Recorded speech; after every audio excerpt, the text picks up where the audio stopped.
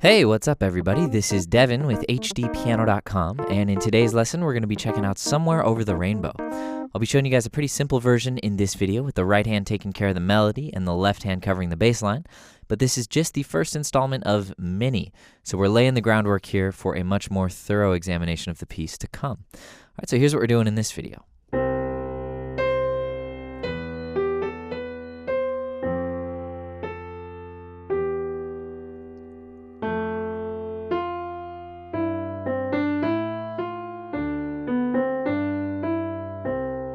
Alright, so a bare bones version, no doubt, but my hope is that by the end of this series, you'll be able to walk away with something a little more along the lines of this.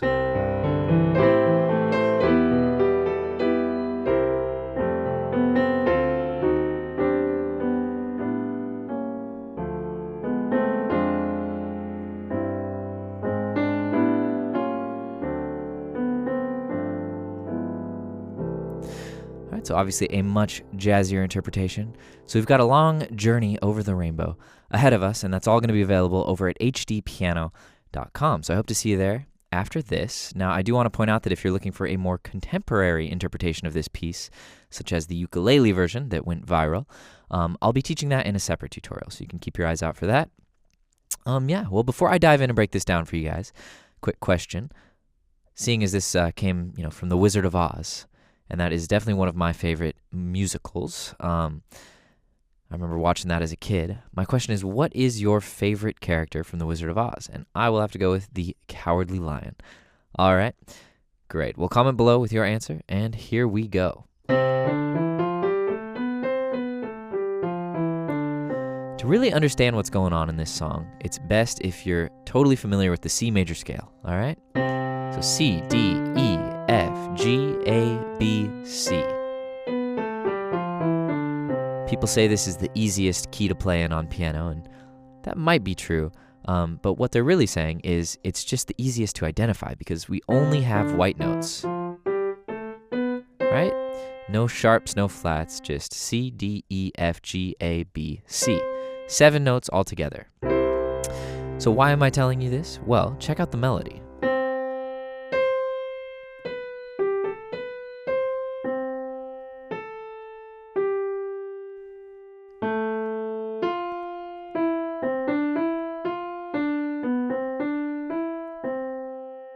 Only 7 notes in that entire melody. Obviously, we span a little bit more than the single octave, but in terms of unique note names, only 7. All right, so that beautiful, iconic, soaring melody is created using entirely the major scale. And there's a lot of melodies like this, but a lot also branch out. So I'm always fascinated by that. Anyways, moving along. Get that C major scale comfortable under your fingers, and then let's try and check out this melody. So we start with a C, and we jump up an octave. And we're going to notice that this melody is defined by a wide leap, a big jump. So here we have a C to a C, and then we have this repeating motif. Right, so in that case, it's B, G, A, B, C. All right, then we're going to do another wide leap from C up to A, and then we're going to just hang out on G for a little bit. All right, so far.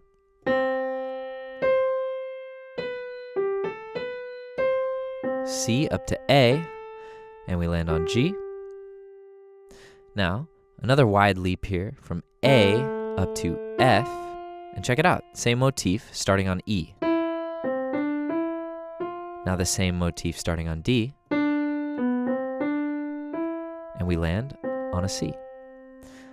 All right, so it's a pretty simple melody, and it's made up of those 2 components, really, those wide jumps and that, repeated motif. So let's play it one more time, nice and slow. 3, 4.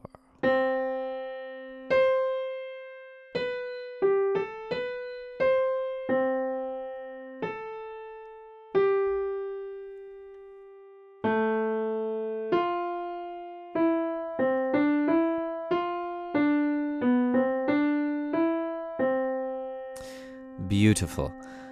All right, so we've got the melody in our right hand. Now it's time to check out that bass line. And you may have noticed that the bass line also is only using notes from the C major scale. So I'll go ahead and play it hands together, and then we'll break it down.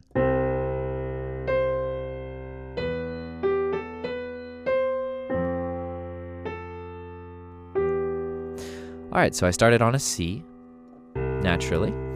We have a measure of C, and then we jump up to the third note of the major scale, which is an E. All right, then we go to the fourth note of the major scale, which is an F, and we go back to an E. So there's 4 measures right there.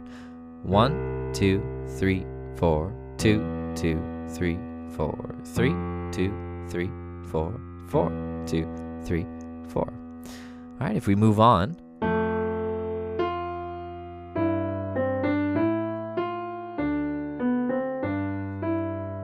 what happened there?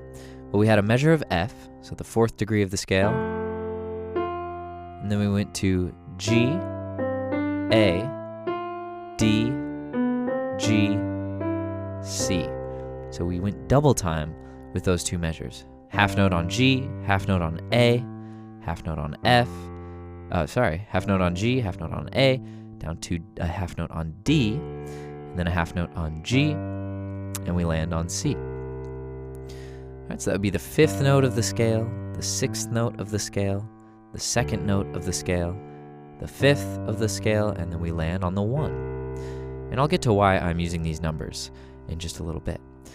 So if we put it all together, let's do it nice and slow, hands together.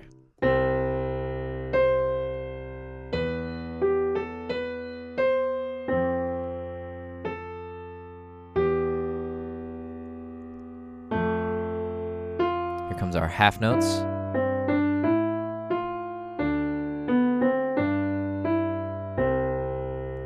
All right, very nice, very nice. So we've got both hands together and we're in the key of C. Now you might be like, all right, cool, I've got this in the key of C, but you know, I actually really like the Judy Garland version, or I really like the Tony Bennett version, for example. Well, the Judy Garland version is an A major. Tony Bennett is an E flat. E flat, I think, is the published key in the Jazz Real Book, in case you're wondering. So obviously this song can be played in any number of keys, and I'm not really referencing a specific recording. That being said, the bass line I've been showing you guys is drawing from the Judy Garland version because I found that it was the most simple harmony. But anyways, I digress. Point being here is that based on any major scale, you should be able to play Somewhere Over the Rainbow because it's only 7 notes. So if we want to do it like Judy Garland, we get that A major scale going, 3 sharps, C sharp, F sharp, G sharp. And, right, we start with the octave jump, and then we go to the 3rd note of the scale in our left hand. And then we go to the 4th note, back to the 3rd note. So I'd recommend learning the melody first, and then adding the left hand.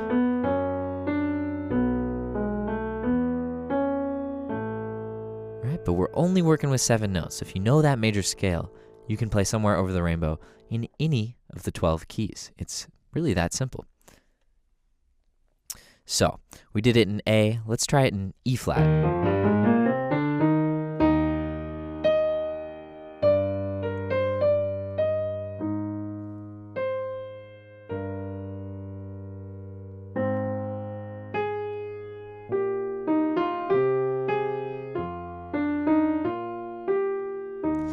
Right, and I encourage you to try it in any number of keys, whichever ones you're interested in learning this song in for your voice, or based on whatever recording is your favorite.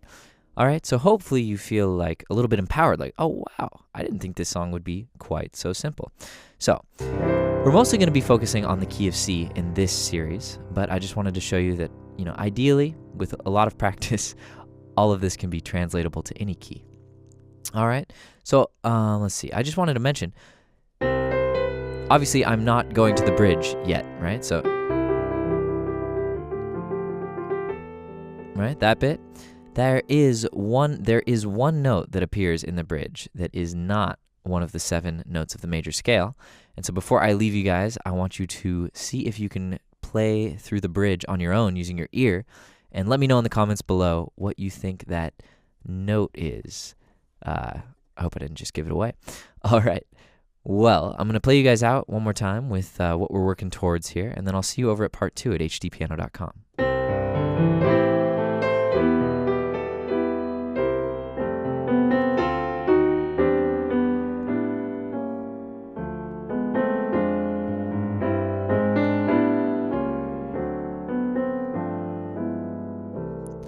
All right, that does it, folks. Great work. We'll see you over at part 2. My name is Devin with HDpiano.com. If you wouldn't mind subscribing here on YouTube, liking and subscribing, and following us on Facebook, Instagram, Twitter, all that jazz. That way you can stay in the know about all of our upcoming tutorials. We'll see you guys soon.